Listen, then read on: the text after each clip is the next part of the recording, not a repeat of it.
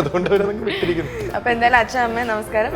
Tell me about your family. എന്റേത് വളരെ ചെറിയ കുടുംബം. അച്ഛൻ അമ്മ ഞാൻ ആയിരുന്നു. അച്ഛൻ ഇപ്പോൾ 1 വർഷമായി മരിച്ചിട്ട് അമ്മയും ഞാനും മാത്രമേ ഉള്ളൂ. അമ്മ ഒരു പാവം വീട്ടമ്മ, എല്ലാത്തിനും സപ്പോർട്ടീവായിട്ട് കൂടെ ഹൗസ് വൈഫാണ്. House wife. ഓക്കെ. സോ എന്തായാലും ഒരു ഭയങ്കര ഒരു ഫാമിലി സ്റ്റോറിയൊക്കെ നമ്മൾ കേട്ടു. ഇനി നമുക്ക് ഭയങ്കര ഫാമിലി സ്റ്റോറിയാണ് കേട്ടത്. അത് ഓക്കെ. എന്താണ് ഞാൻ കേട്ടില്ല, ലാസ്റ്റ് പറഞ്ഞു കേട്ടില്ല. ഒരു റാപ്പിഡ് ഫയർ റൗണ്ട്. അയ്യോ, ഇവിടെ അങ്ങനെയൊക്കെ ഉണ്ട് കേട്ടോ. അത് ശരി.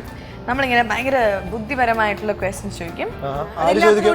അല്ല, അപ്പൊ അത് ആര് ചോദിക്കും? ആര് ചോദിക്കും? ഞാൻ ചോദിക്കും. ഓ, അങ്ങനെ. ഓക്കെ. അപ്പൊ നമ്മൾ ആദ്യത്തെ ചോദ്യം, ആരാണ് ആദ്യം ആൻസർ പറയുന്നത് അയാൾക്ക് 1 മാർക്ക് കിട്ടും.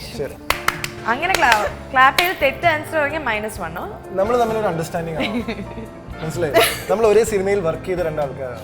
അപ്പൊ നമുക്ക് ഈ വർഷത്തിലൊക്കെ ഉണ്ടായിരുന്ന അതേ ടീം സ്പിരിറ്റ് ഇവിടെ വേണം. ഈ കുട്ടി വേറെ ചെയറിൽ ഇരിക്കുന്നുണ്ടല്ലേ, നമ്മൾ ഒരേ ചെയറിലാണ് ഇരിക്കുന്നത്. അതെ. ബാക്കി പറഞ്ഞു. വായ നോക്കാൻ ഡിഗ്രി എടുത്ത ആൾ. ഡെന്റിസ്റ്റ്. 1 മാർക്ക്. ഇങ്ങനെയാണ് ഉത്തരം പറയേണ്ടത്. ഓക്കെ, അവിടെ 1 ആയേ. കൈകൊട്ടി മരിക്കുമല്ലോ. പരീക്ഷയുടെ അവസാനം എന്താണ്? ഇത് കഷ്ടമാണ്. ഒന്നും കൂടി. ഇതെങ്ങനെ ഇങ്ങനെ ചിന്തിക്കുന്നത്? അത് അങ്ങനത്തെ ചിന്ത വേണം മോനെ, ബുദ്ധി വേണം. അതാണ്. താജ്മഹൽ നിർമ്മിച്ചതാര്?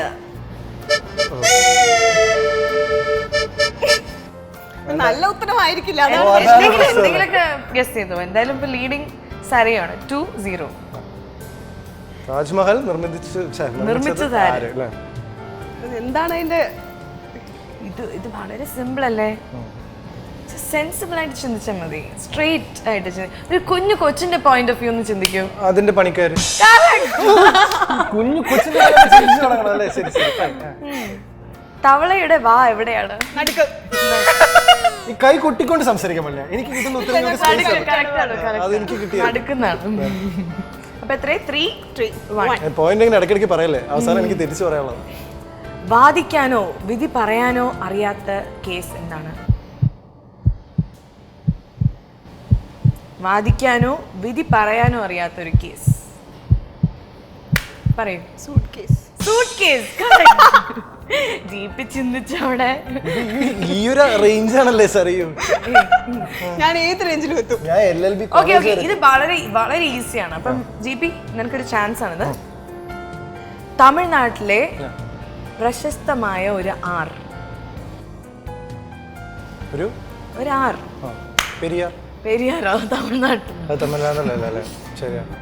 ഞാൻ പറയാം. MGR. ഞാൻ പറഞ്ഞു. ഇതൊക്കെ ഒരു നാണക്കേടാണ്. എന്തായാലും MGR കറക്റ്റ് ആൻസർ. എനിക്ക് കിട്ടിയതായിരുന്നു. ഒരിക്കലും പറക്കാത്ത കിളി. കറക്റ്റ്. അങ്ങനത്തെ ആൻസേഴ്സ് മാത്രം നിനക്ക് അറിയാൻ ചാൻസ്. 2 മാർക്ക് ഉണ്ട്. ഓക്കെ, കഴിഞ്ഞില്ലേ? തേനീച്ച മൂളുന്നത് എന്തുകൊണ്ട്? മൈനസ് മാർക്ക് കൊടുക്കും. ഞാൻ ഉത്തരം പറയില്ല, എനിക്ക് മൈനസിൽ താല്പര്യം. എന്താണ് അത്? തേനീച്ച. ഇനി ഞാൻ പറഞ്ഞ മൈനസിലല്ലോ, വെറുതെ നമുക്ക് ഒന്ന് ട്രൈ ചെയ്യാം. മൈനസ് ആവാനൊന്നും ഇല്ല. മാർക്കുള്ളവർക്ക് മൈനസ് ആവും. തേനീച്ച മൂളുന്നത് എന്തുകൊണ്ട്? ഇങ്ങനെ ചിന്തിച്ചുകൊണ്ടിരിക്കരുത്. ഓക്കെ, ഞാൻ പറയട്ടെ. അതിന് സംസാരിക്കാൻ അറിയില്ല, അതുകൊണ്ട് മൂളുന്നു. ഓക്കെ ഓക്കെ, നിങ്ങൾ രണ്ടുപേരും. ഓക്കെ ഓക്കെ, ഇപ്പൊ എന്തായാലും rapid fire round thank you സറിയോ, നമ്മുടെ അഭിമാനം കാത്തേന്. എന്തായാലും ഇക്ലി എന്നുള്ള ആ ഒരു ആൻസർ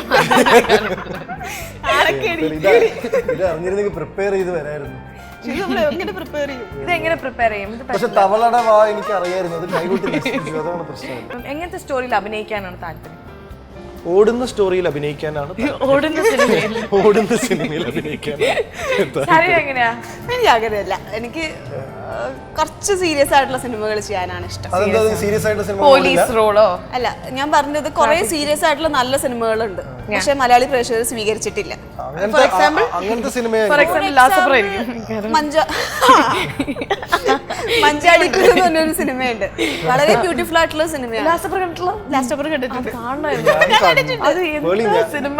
ഞാൻ കണ്ടു ആ സിനിമയെ കുറിച്ച് എനിക്ക് പറയാം. ഇവിടെ നിന്ന് ജനിക്കേണ്ട സിനിമയല്ല, ജനിക്കേണ്ട അല്ല പക്ഷെ അത്തരം സിനിമകൾ നമുക്ക് ആവശ്യമാണ്. ആവശ്യമാണ് ശരിക്കും. അല്ല, കുട്ടികൾക്ക് എനിക്ക് അത്ര വലിയ കുഴപ്പമൊന്നും തോന്നിയിരുന്നില്ല. It was fine. ലോകം ഇതുവരെ തിരിച്ചറിഞ്ഞ നല്ലൊരു ഒരു നടിയുണ്ടായില്ലേ?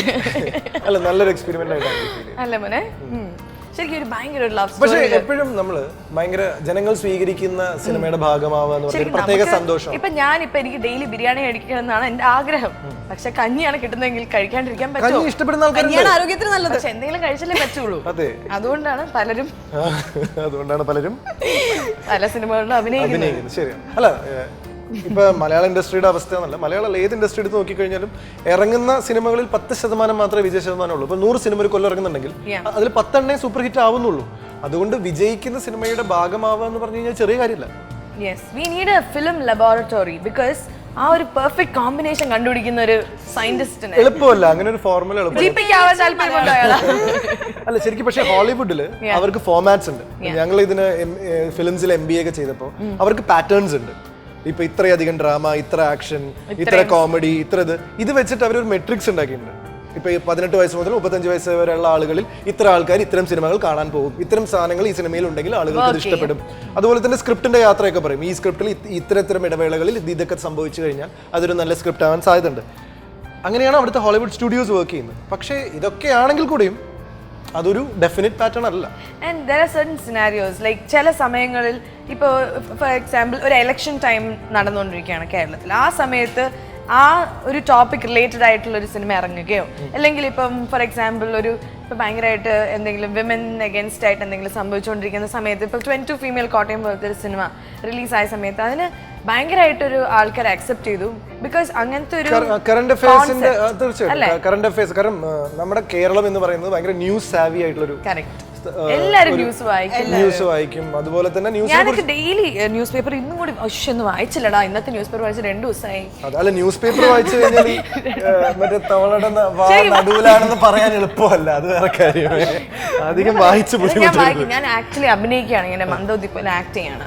ബിക്കോസ് ഈ സിനിമ ഇങ്ങനെ ആക്ട് നാച്ചുറലാണ്. ശരിക്ക് എനിക്കത് മനസ്സിലായില്ല.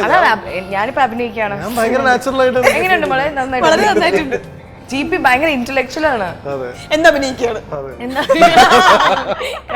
പക്ഷെ ശരിക്കും GP ഡെന്റിസ്റ്റിന്റെ അടുത്ത് പോയിട്ട് പല്ലുവേദനയായിട്ട് ഡെന്റിസ്റ്റിന്റെ അടുത്ത് പോയിട്ട് പല്ല് പറിച്ചൊരു കഥ എഴുതി ലൈക്ക് ഹീസ് മെയ്ഡ് ഒരു വൈറൽ ഓൺ ഫേസ്ബുക്ക്.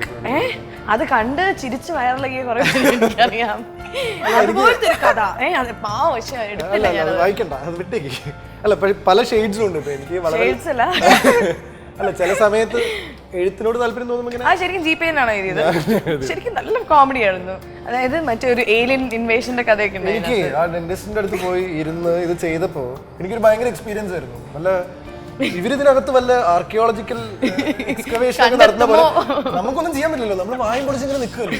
അവര് വരുന്നു, എന്തൊക്കെയോ മെഷീൻ വാങ്ങി പോകുന്നു, പുറത്തേക്ക് വരുന്നു. ആകെയുള്ള ഒരു ആശ്വാസം എന്താ പറയുക, അപ്പുറത്ത് ഇതെല്ലാം കഴിഞ്ഞ് നമ്മൾ കഷ്ടപ്പെട്ട് വായും പൊളിച്ച് ആകെ നമുക്ക് ഈ കണ്ണ് മാത്രം അപ്പുറത്ത് നിൽക്കുമ്പോൾ അപ്പുറത്തെ ഒരു സിസ്റ്റർ നോക്കി പഠിക്കുകയാണ് എന്തെങ്കിലും ആലോചിച്ച് നോക്കും. ഇത് അതേപോലെ എഴുതി വെച്ചിട്ടുണ്ട്. എനിക്ക് സത്യം പറഞ്ഞു കഴിഞ്ഞാൽ അത് കണ്ടപ്പോ എന്റെ മനസ്സിലുണ്ടായിരുന്ന വിഷ്വൽ എന്തായിരുന്നു വെച്ചാൽ ഈ ഹോളിവുഡ് സയൻസ് ഫിക്ഷൻ പടങ്ങളൊക്കെ അല്ലേ, അത് നമ്മൾ മ്യൂട്ട് ആക്കിയിട്ട് കണ്ടു കഴിഞ്ഞാൽ എങ്ങനെ ഉണ്ടാവും, അതായിരുന്നു. അപ്പൊ എനിക്ക് തോന്നി അതിനെ കുറിച്ച് ഒന്ന് എഴുതണമെന്ന് തോന്നി, അങ്ങനെ എഴുതിയതാണ്. ഡെന്റിസ്റ്റിനെ പേടിയാണോ? ബിക്കോസ് ഇന്ന് അതിനെ കുറിച്ച് ചോദ്യം ഉണ്ടായിരുന്നല്ലോ. അതെ, ഡെന്റിസ്റ്റിന് ഞങ്ങൾ കോമ്പറ്റീഷൻ കുറഞ്ഞത് കൊണ്ട് വലിയ പ്രശ്നമില്ല. അല്ല രണ്ടുപേരും സെയിം ഫീൽഡാണല്ലോ, വായനോട്ടം. ആക്ച്വലി അത് ഇപ്പൊ പ്രേക്ഷകർ പലരും ഇപ്പം അത് ചോദിക്കണം എന്ന് ആഗ്രഹിക്കുന്നുണ്ടാവും. ഇപ്പൊ നിങ്ങൾ രണ്ടുപേരും കാണാൻ യു ഗൈസ് ലുക്ക് ഗോർജിയസ് അല്ലെ? നിങ്ങളുടെ ആ ഫീൽഡിൽ നിങ്ങളിപ്പം നല്ലൊരു ടൈമാണ് and you are looking very good. ചപ്പാത്തി മാത്രമേ കഴിക്കുന്നുള്ളൂ. How do you maintain your body so well? GP basically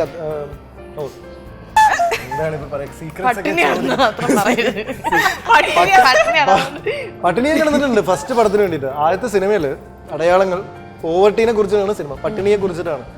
അതില് ആ സിനിമ ചെയ്യാൻ എന്നെ കൊണ്ട് ഏകദേശം ഒരു 9 കിലോ മുതൽ 10 കിലോ വരെ കുറച്ച് നെല്ല് കാണണമെന്നും പറഞ്ഞിട്ട്, എന്നിട്ട് സെറ്റിൽ പോലും എനിക്ക് ഭക്ഷണം പെട്ടെന്ന് കണ്ടു. അത് കഴിഞ്ഞിട്ട് IG ചെയ്തപ്പോ സുരേഷ് ഏട്ടൻ്റെ അനിയനാണ്, അങ്ങനത്തെ ഒരു ക്യാരക്ടറാണ്, ചബ്ബി ക്യാരക്ടർ ആയിരിക്കണം. അപ്പൊ എന്റെ അടുത്ത് പെട്ടെന്ന് തീറ്റി. ഞാൻ 11 കിലോ കൂട്ടി. ഭയങ്കര രസമായിരുന്നു ആദ്യത്തെ 2 സിനിമകൾ. ശരിക്കും അതുകൊണ്ട് എന്താന്ന് വെച്ച് കഴിഞ്ഞാൽ അടയാളങ്ങളിലും ഐജിയിലും ഡാഡികളിലും ഒക്കെ ഓരോ ലുക്ക് ആയതുകൊണ്ട് ആരും കണ്ടപ്പോ തിരിച്ചറിഞ്ഞില്ല എന്നുള്ളൊരു ഗുണമുണ്ടായി. എനിക്ക് ഭയങ്കര ആഗ്രഹമാണ് ഈ ആക്ടേഴ്സിന്റെ ഇടയിലിരുന്ന സിനിമ കാണാം, എന്നിട്ട് അത് എല്ലാവരോടും പറഞ്ഞു കിടക്കാം. സി അതൊരു പ്രൊമോഷനാണ്, സെൽഫ് പ്രൊമോഷൻ.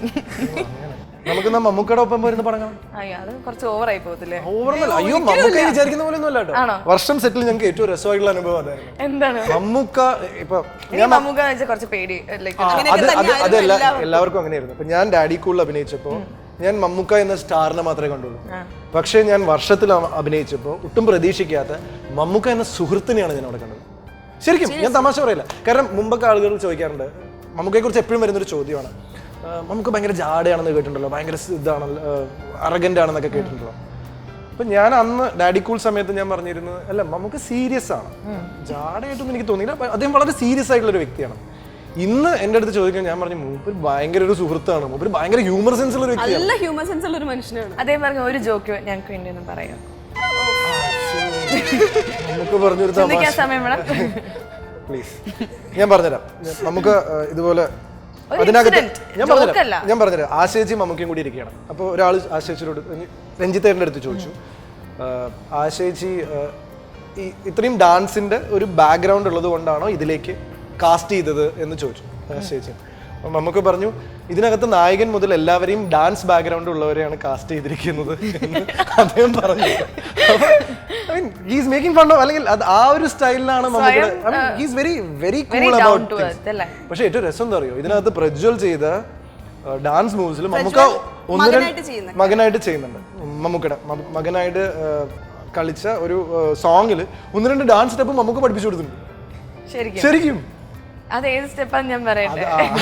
ഈ സ്റ്റെപ്പ് ആയില്ല, ഇത് വേറൊരു സ്റ്റെപ്പ്. ഓക്കെ, എനിക്ക് വേറൊരു കാര്യം, you done another movie with him before. Daddy cool. ആ സിനിമയിലെ മമ്മൂക്കയും ഇപ്പോഴത്തെ മമ്മൂക്ക തമ്മിൽ ഭയങ്കര വ്യത്യാസം. അതാ ഞാൻ പറഞ്ഞത്, ആ സിനിമയിൽ ഞാൻ മമ്മൂക്ക എന്നുള്ള സ്റ്റാറിനെ മാത്രമേ കണ്ടത്. ആണോ? ഈ സിനിമയിൽ ഞാൻ മമ്മൂക്ക എന്ന സുഹൃത്തിനെയാണ് കണ്ടത്. അപ്പൊ എന്താണ് മമ്മൂക്കയ്ക്ക് സംഭവിച്ചത്? എനിക്കറിഞ്ഞൂടാ. Mammukka is very cool. ഇപ്പോഴാണ് മമ്മൂക്ക ഡാഡി കൂൾ ആയത്. Daddy cool. ഇപ്പൊ ശരിക്കും Mammukka daddy cool, super cool ആണ്. ഒരു കാര്യം എല്ലാവർക്കും ഒരു സ്റ്റേജ് ഇൻ ലൈഫ് ഉണ്ട് where they are too busy with their work. ചിലപ്പോ ഒരു പക്ഷേ എന്റെയും ഒരു വ്യത്യാസമായിരിക്കും. ചിലപ്പോ മമ്മൂക്കയിലുള്ള ചേഞ്ച് ആയിരിക്കില്ല, എന്നിലുള്ള ചേഞ്ച്. നിന്റെ ആ കോംപ്ലക്സ് ഒക്കെ മാറി. അല്ല, എന്റെ കോംപ്ലക്സ് അല്ല. ഞാൻ ഡാഡി കൂൾ ചെയ്യുമ്പോ ജസ്റ്റ് ഒരു 3-4 ഇയേഴ്സ് മുമ്പെയാണ്. അപ്പൊ കുറച്ചുകൂടെ കുട്ടിയാണ്. ഇപ്പോഴും മെച്ചൂരിറ്റി ഒന്നും ആയില്ലെങ്കിൽ പോലും ഈ മെച്ചൂരിറ്റി പോലും അന്നുണ്ടായിരുന്നില്ല. അപ്പൊ അന്ന് എന്റെ ഇന്ററാക്ഷൻ ലെവൽ വ്യത്യാസമായിരിക്കാം, അതായിരിക്കാം. പക്ഷെ ഒരു കാര്യമുണ്ട്, നമുക്ക് വർഷം ഷൂട്ടിന്റെ ഇടയിൽ ഞങ്ങളോട് സംസാരിച്ചിരുന്ന കാര്യങ്ങളൊക്കെ വളരെ രസകരമായിട്ടുള്ള.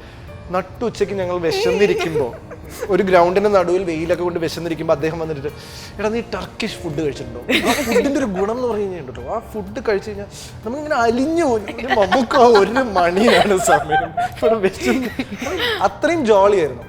ബേസിക്കലി ഈ സിനിമയുടെ ഇതൊക്കെ ശരിക്കും ഒരു കോളേജ് ഫ്രണ്ട്സിന്റെ പോലത്തെ ഒരു ഡയലോഗ്സ് ഒക്കെ എനിക്ക് ഫീൽ ചെയ്ത് എന്താന്ന് വെച്ച് കഴിഞ്ഞാൽ, സിനിമയുടെ ഒരു മേക്കിംഗ് പ്രോസസ്സും അങ്ങനെ ഈസി ആയിരുന്നു.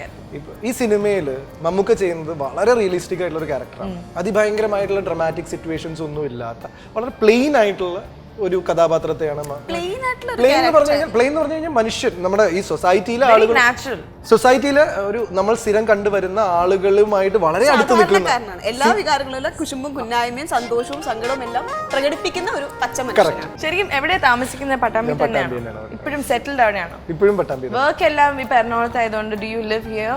ഇല്ല, ഞാൻ ഇപ്പോഴും എറണാകുളത്തേക്ക് ഷിഫ്റ്റ് ചെയ്തിട്ടില്ല.